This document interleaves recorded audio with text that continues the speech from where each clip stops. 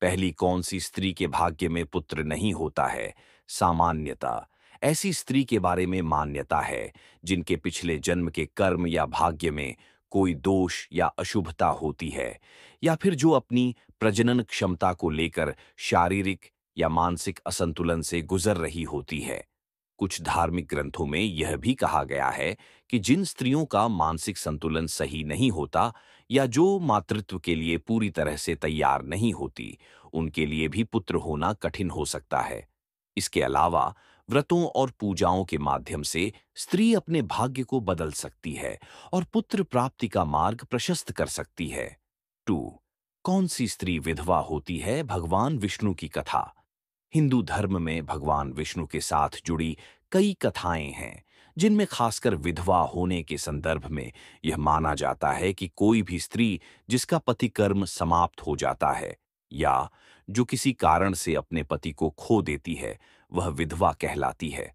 भगवान विष्णु के भक्तों और उनके प्रति श्रद्धा रखने वाले लोगों में मान्यता है कि स्त्रियां विधवा होने पर विशिष्ट पूजा विधियों का पालन करके अपनी स्थिति सुधार सकती हैं।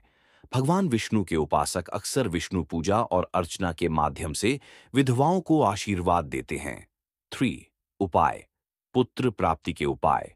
महालक्ष्मी व्रत और नवग्रह पूजा करना, विशेष रूप से स्त्री के जीवन में सुख और संतान सुख के लिए। भगवान विष्णु की पूजा के दौरान ध्यान और शांति बनाए रखें। धार्मिक उपासना जैसे हनुमान चालीसा का नियमित पाठ करें। यह संतान सुख और परिवार में सुख शांति का कारक मानी जाती है। विधवा होने के बाद के उपाय। विधवा स्त्रियां भगवान विष्णु या देवी लक्ष्मी की पूजा कर सकती हैं ताकि उनका जीवन सुखमय हो और मानसिक शांति प्राप्त हो। कुछ धार्मिक ग्रंथों में कहा गया है कि विधवा स्त्रियां अपनी आत्मशक्ति और विश्वास के साथ अपने जीवन में नई शुरुआत कर सकती है। श्री कृष्ण का मंत्र एयूएम नमो भगवते वासुदेवाय का जाप भी लाभकारी माना जाता है। किसी भी उपाय को करते समय यह ध्यान रखना महत्वपूर्ण है कि विश्वास और श्रद्धा की शक्ति सबसे प्रभावशाली होती है।